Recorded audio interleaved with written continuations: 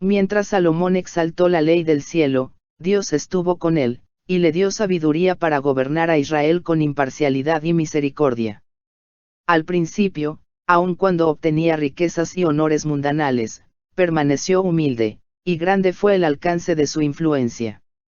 Y Salomón señoreaba sobre todos los reinos, desde el río Eufrates, de la tierra de los filisteos hasta el término de Egipto. Tuvo paz por todos lados en derredor suyo. Y Judá e Israel vivían seguros, cada uno debajo de su parra y debajo de su higuera, todos los días de Salomón. Primera de Reyes 4, verso 21, 24 y 25. Pero después de un amanecer muy promisorio, su vida quedó obscurecida por la apostasía. La historia registra el triste hecho de que el que había sido llamado Yedidaíe, amable a Jehová, segunda de Samuel 12, verso 25, el que había sido honrado por Dios con manifestaciones de favor divino tan notables que su sabiduría e integridad le dieron fama mundial, el que había inducido a otros a adorar al Dios de Israel, se desvió del culto de Jehová para postrarse ante los ídolos de los paganos. Centenares de años antes que Salomón llegase al trono, el Señor, previendo los peligros que asediarían a los que fuesen escogidos príncipes de Israel, dio a Moisés instrucciones para guiarlos.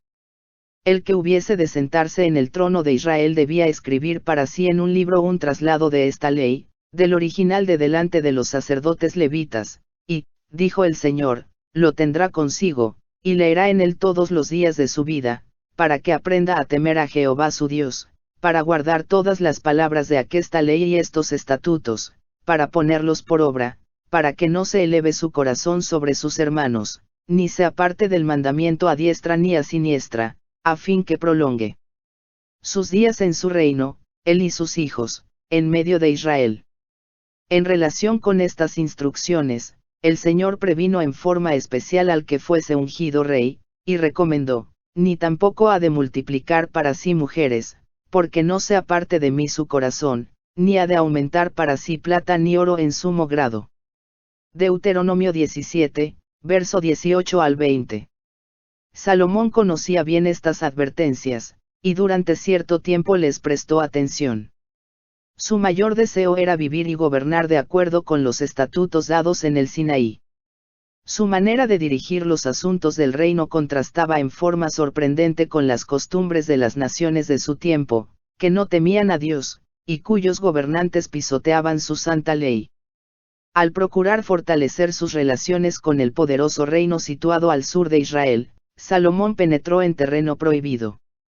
Satanás conocía los resultados que acompañarían la obediencia, y durante los primeros años del reinado de Salomón, que fueron gloriosos por la sabiduría, la beneficencia y la integridad del rey, procuró introducir influencias que minasen insidiosamente la lealtad de Salomón a los buenos principios, y le indujesen a separarse de Dios. Por el relato bíblico sabemos que el enemigo tuvo éxito en ese esfuerzo, y Salomón hizo parentesco con Faraón rey de Egipto, porque tomó la hija de Faraón, y trájola a la ciudad de David. Primera de Reyes 3, verso 1. Desde un punto de vista humano, este casamiento, aunque contrariaba las enseñanzas de la ley de Dios, pareció resultar en una bendición, porque la esposa pagana de Salomón se convirtió y participaba con él en el culto del verdadero Dios. Además, Faraón prestó un señalado servicio a Israel al tomar a Géser, matar a los cananeos que habitaban la ciudad y darla en don a su hija, la mujer de Salomón. Primera de Reyes 9, verso 16. Salomón reedificó esa ciudad, y con ello fortaleció aparentemente su reino a lo largo de la costa del Mediterráneo. Pero al formar alianza con una nación pagana, y al sellar esa alianza por su casamiento con una princesa idólatra, Salomón despreció temerariamente la sabia provisión hecha por Dios para conservar la pureza de su pueblo. La esperanza de que su esposa egipcia se convirtiese era una excusa muy débil para pecar. Durante un tiempo, Dios, en su misericordia compasiva, pasó por alto esta terrible equivocación, y el rey, por una conducta prudente, podría haber mantenido en jaque, por lo menos en gran medida, las fuerzas malignas que su imprudencia había desatado. Pero Salomón había comenzado a perder de vista la fuente de su poder y gloria. A medida que sus inclinaciones cobraban ascendiente sobre la razón, aumentaba su confianza propia, y procuraba cumplir a su manera el propósito del Señor. Razonaba que las alianzas políticas y comerciales con las naciones circundantes comunicarían a esas naciones un conocimiento del verdadero Dios, y contrajo alianzas profanas con una nación tras otra. Con frecuencia estas alianzas quedaban selladas por casamientos con princesas paganas. Los mandamientos de Jehová eran puestos a un lado en favor de las costumbres de aquellos otros pueblos. Salomón se había congratulado de que su sabiduría y el poder de su ejemplo desviarían a sus esposas de la idolatría al culto del verdadero Dios, y que las alianzas así contraídas atraerían a las naciones de en derredor a la órbita de Israel. Vana esperanza. El error cometido por Salomón al considerarse bastante fuerte para resistir la influencia de asociaciones paganas, fue fatal. Lo fue también el engaño que le indujo a esperar que no obstante haber despreciado él la ley de Dios, otros podrían ser inducidos a reverenciar y obedecer sus sagrados preceptos. Las alianzas y relaciones comerciales del rey con las naciones paganas le reportaron fama, honores y riquezas de este mundo. Pudo traer oro de Ofir y plata de Tarsis en gran abundancia. Y puso el rey plata y oro en Jerusalén como piedras, y cedro como cabraigos que nacen en los campos en abundancia. Segunda de Crónicas 1, verso 15. En el tiempo de Salomón, era cada vez mayor el número de personas que obtenían riquezas, con todas las tentaciones acompañantes, pero el oro fino del carácter quedaba empañado y contaminado. Tan gradual fue la apostasía de Salomón que antes de que él se diera cuenta de ello, se había extraviado lejos de Dios. Casi imperceptiblemente comenzó a confiar cada vez menos en la dirección y bendición divinas, y cada vez más en su propia fuerza. Poco a poco fue rehusando a Dios la obediencia inquebrantable que debía hacer de Israel un pueblo peculiar, y conformándose cada vez más estrechamente a las costumbres de las naciones circundantes. Cediendo a las tentaciones que acompañaban sus éxitos y sus honores, se olvidó de la fuente de su prosperidad. La ambición de superar a todas las demás naciones en poder y grandeza le indujo a pervertir con fines egoístas los dones celestiales que hasta entonces había empleado para glorificar a Dios. El dinero que debería haber considerado como un cometido sagrado para beneficio de los pobres dignos de ayuda y para difundir en todo el mundo los principios del santo vivir, se gastó egoístamente en proyectos ambiciosos. Embargado por un deseo avasallador de superar en ostentación a las demás naciones, el rey pasó por alto la necesidad de adquirir belleza y perfección de carácter. Al procurar glorificarse delante del mundo, perdió su honor e integridad. Las enormes rentas adquiridas al comerciar con muchos países, fueron suplementadas por gravosas contribuciones. Así el orgullo, la ambición, la prodigalidad y la sensualidad dieron frutos de crueldad y exacciones. El espíritu concienzudo y considerado que había señalado su trato con el pueblo durante la primera parte de su reinado, había cambiado. Después de haber sido el gobernante más sabio y más misericordioso, degeneró en un tirano. Antes había sido para el pueblo un guardián compasivo y temeroso de Dios, pero llegó a ser opresor y déspota. Cobraba al pueblo un impuesto tras otro, a fin de que hubiese recursos con que sostener una corte lujosa. El pueblo empezó a quejarse. El respeto y la admiración que antes tributara a su rey se trocaron en desafecto y aborrecimiento. A fin de crear una salvaguardia contra la tendencia a confiar en el brazo de la carne, el Señor había advertido a los que hubieran de gobernar a Israel que no debían multiplicar el número de los caballos que poseyeran. Sin embargo, en completo desprecio de esta orden, sacaban caballos, de Egipto. Sacaban también caballos para Salomón, de Egipto y de todas las provincias. Y juntó Salomón carros y gente de a caballo, y tenía 1400 carros, y 12.000 jinetes, los cuales puso en las ciudades de los carros, y con el rey en Jerusalén. Segunda de Crónicas 1, verso 16, 9, verso 28. Primera de Reyes 10, verso 26. Cada vez más el rey llegó a considerar los lujos, la sensualidad y el favor del mundo como indicios de grandeza.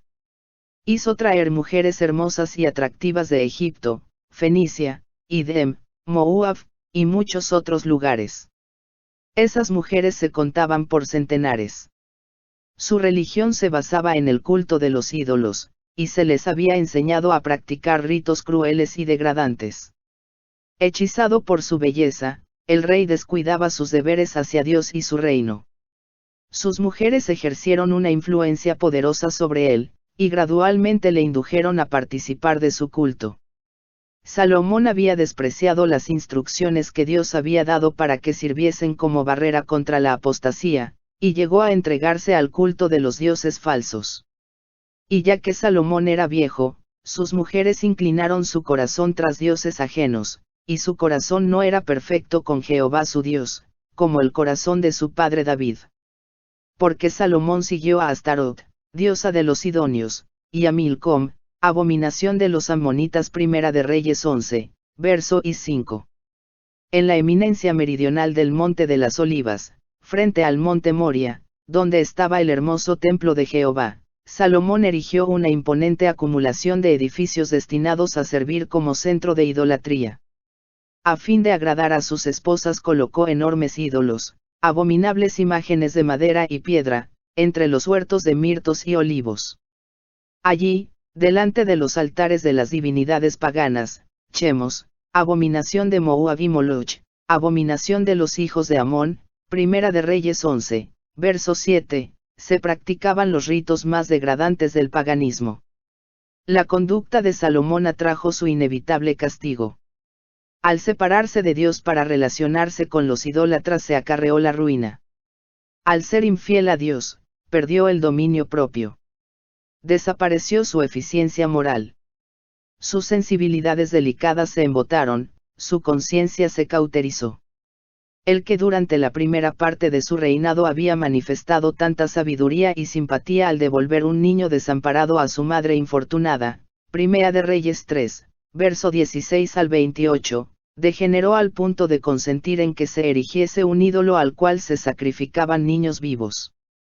El que en su juventud había sido dotado de discreción y entendimiento, el que en pleno vigor de su edad adulta se había sentido inspirado para escribir, hay camino que al hombre parece derecho, empero su fin son caminos de muerte. Proverbios 14, verso 12, se apartó tanto de la pureza en años ulteriores que toleraba los ritos licenciosos y repugnantes relacionados con el culto de Chemos y Astarot, o Astarte. El que en ocasión de la dedicación del templo había dicho a su pueblo, sea pues perfecto vuestro corazón para con Jehová nuestro Dios, Primera de Reyes 8, verso 61, transgredió él mismo y negó sus propias palabras en su corazón y en su vida. Consideró erróneamente la libertad como licencia. Procuró, pero ¿a qué costo?, unir la luz con las tinieblas, el bien con el mal, la pureza con la impureza, Cristo con Belial. Después de haber sido uno de los mayores reyes que hayan empuñado un cetro, Salomón se transformó en licencioso, instrumento y esclavo de otros. Su carácter, una vez noble y viril, se trocó en enervado y afeminado. Su fe en el Dios viviente quedó suplantada por dudas ateas. La incredulidad destruía su felicidad, debilitaba sus principios y degradaba su vida. La justicia y magnanimidad de la primera parte de su reinado se transformaron en despotismo y tiranía. Pobre y frágil naturaleza humana. Poco puede hacer Dios en favor de los hombres que pierden el sentido de cuánto dependen de Él. Durante aquellos años de apostasía, progresó de continuo la decadencia espiritual de Israel. ¿Cómo podría haber sido de otra manera cuando su rey había unido sus intereses con los agentes satánicos? Mediante estos agentes, el enemigo obraba para confundir a los israelitas acerca del culto verdadero y del falso, y ellos resultaron una presa fácil.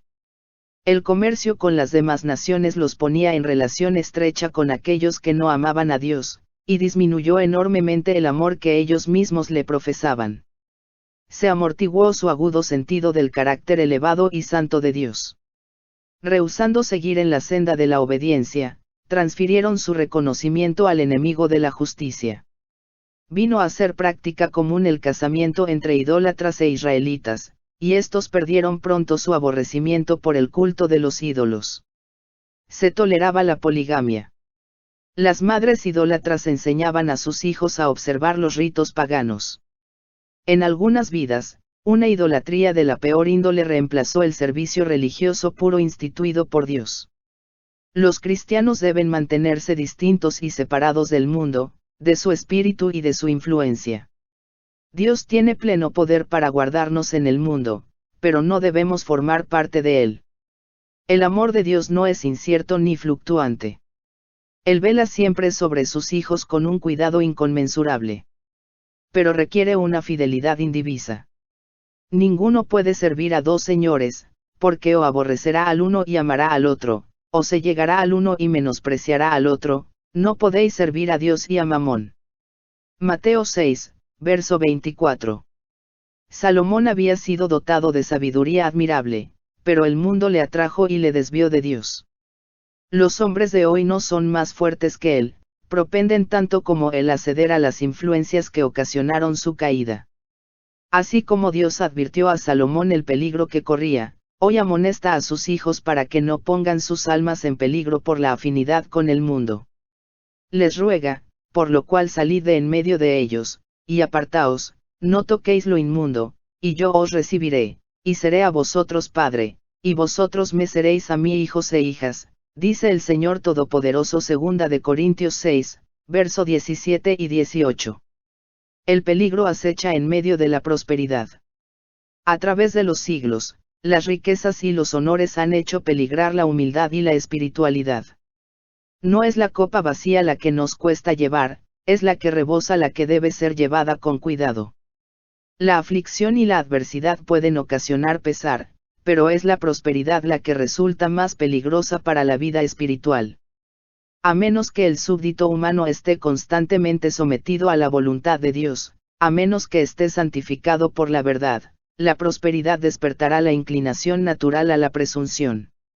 En el valle de la humillación, donde los hombres dependen de que Dios les enseñe y guíe cada uno de sus pasos, están comparativamente seguros.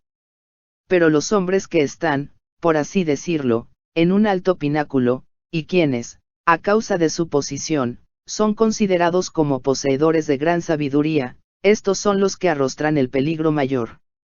A menos que tales hombres confíen en Dios, caerán. Cuando quiera que se entreguen al orgullo y la ambición, su vida se mancilla, porque el orgulloso, no sintiendo necesidad alguna, cierra su corazón a las bendiciones infinitas del cielo. El que procura glorificarse a sí mismo se encontrará destituido de la gracia de Dios, mediante cuya eficiencia se adquieren las riquezas más reales y los goces más satisfactorios. Pero el que lo da todo y lo hace todo para Cristo, conocerá el cumplimiento de la promesa: la bendición de Jehová es la que enriquece, y no añade tristeza con ella. Proverbios 10, verso 22.